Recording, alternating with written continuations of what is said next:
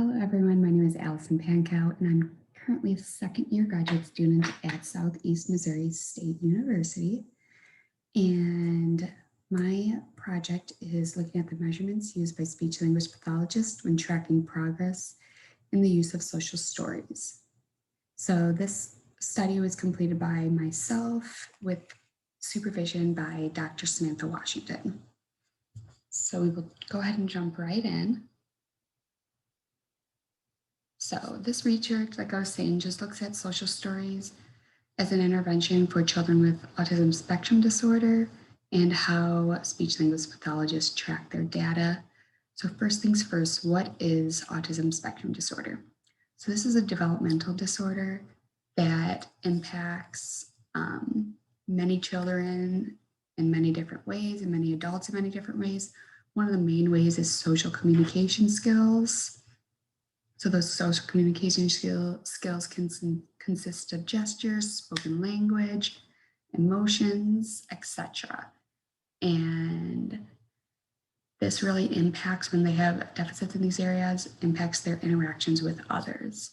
So you can see an increase in behavior issues with children who have autism spectrum disorder, along with a variety of those impacted social communication aspects.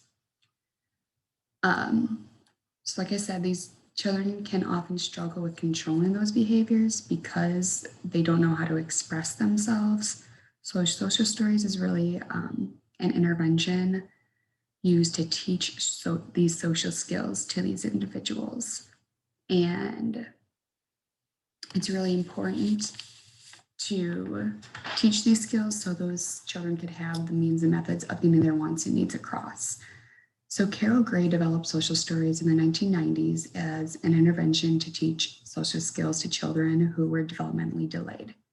And over the years, her different criterion has shifted and morphed and changed along with the way to implement the intervention.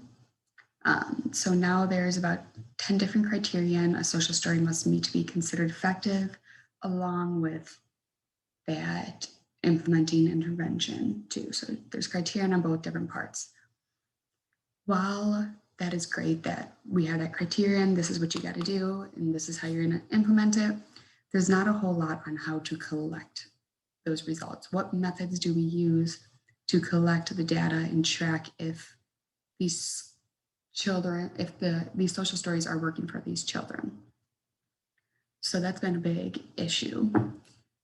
So as we go on, the research does reveal, it's important to note, that social stories are an effective treatment for intervention and for teaching these kids different social stories and daily living proficiencies and help reduce those undesirable behaviors. And that's all according to Carl and Wolf. So they looked into how effective social stories were with diminishing undesirable behaviors in children who have autism spectrum disorder. So while they looked at that, Kozer and Kinkani looked at social stories in combination with other interventions, such as doing a social story with video modeling or role playing or just modeling in general. So there's a bunch of different ways that you can incorporate other interventions into social stories intervention and using them in conjunction of each other. And this was found to be even more effective in the outcomes of a social story intervention. And they saw a larger decrease in the behaviors and a more generalized result. So while I was saying there's much research about developing and implementing social stories, there is a very lack of research about the different data collections people use for that research. One article that I found that was really good was written by Wright et al. And they didn't focus on the collections they use, but they really did a good job of going into depth and explaining the different ways and methods that they use to collect data. So they use a bunch of different methods to just show how effective social stories are. So a couple of those are strengths and difficulties questionnaire. So they fill it out at the beginning, and then throughout the intervention, they fill it out to see that progress. The second one is a social responsiveness scale, and that just identifies social impairments in children associated with autism spectrum disorder.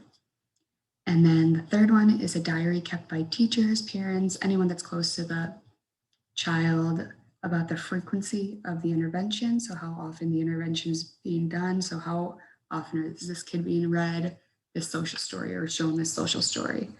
And it also looks at the frequency of the behaviors they're targeting.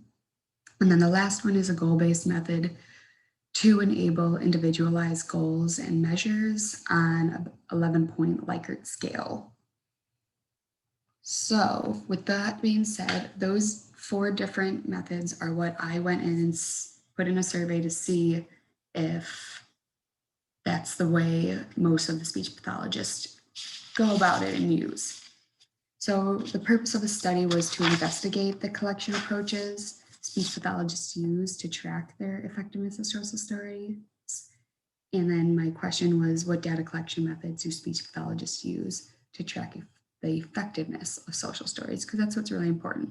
Are these social stories helping the kids? And how do we know? What methods are we using to prove that if we do this, there's going to be a decrease in behavior? So for my methods, 15 speech language pathologists from all over the US participated in the survey. 2 results were not reported due to just incompletion of the survey. So those 2 results were excluded from the end results. About 53 of the participants had 10 or more years of practicing, 27% had less than 2 years, and 13% had about 6 to 10 years. And then we had a few that had about 2 to 5. So 60% of the participants were in an urban setting and 33 were in a rural setting. And then 47% worked in elementary school, some worked in a private clinic, and then the remaining 24% worked in a variety of different other different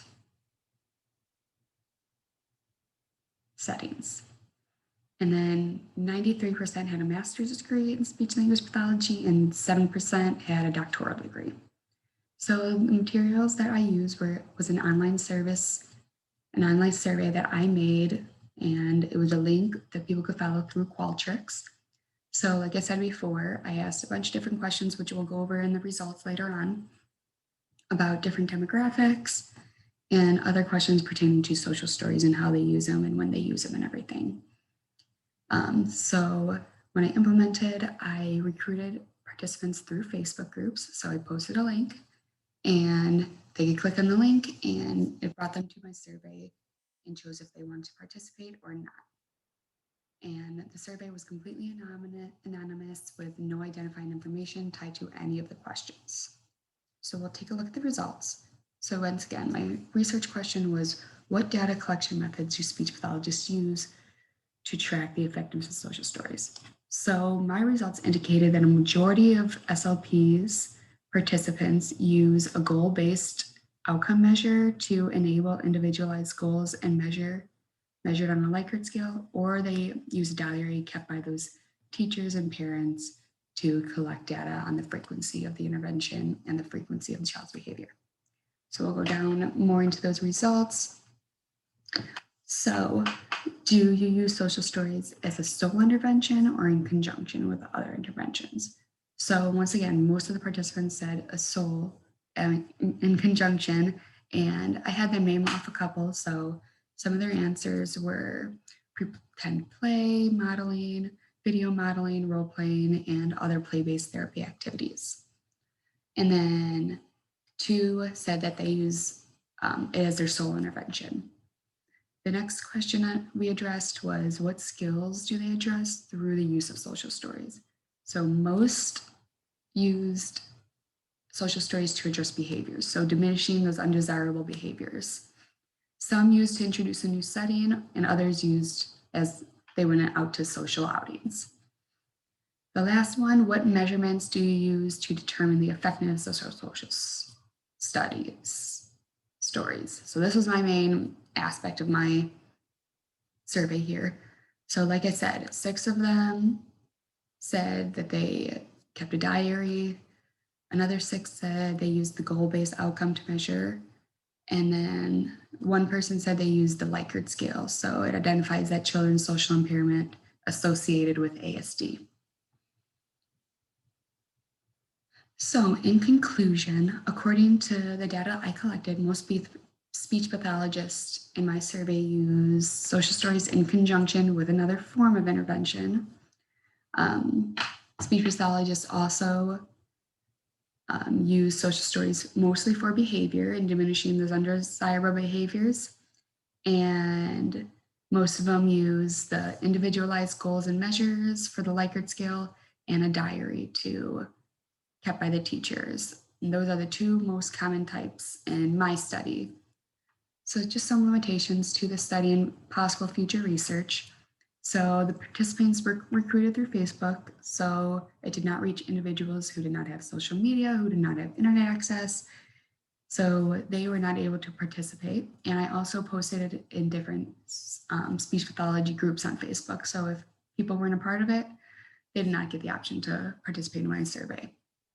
And then further studies could implement a greater percentage of data to be assessed. So trying to get a larger population and more SLPs to see what other ways we can collect data and make it even more clear to identify the effectiveness of those social stories. And then my references are down here. Thank you so much. You guys have a good rest of your day.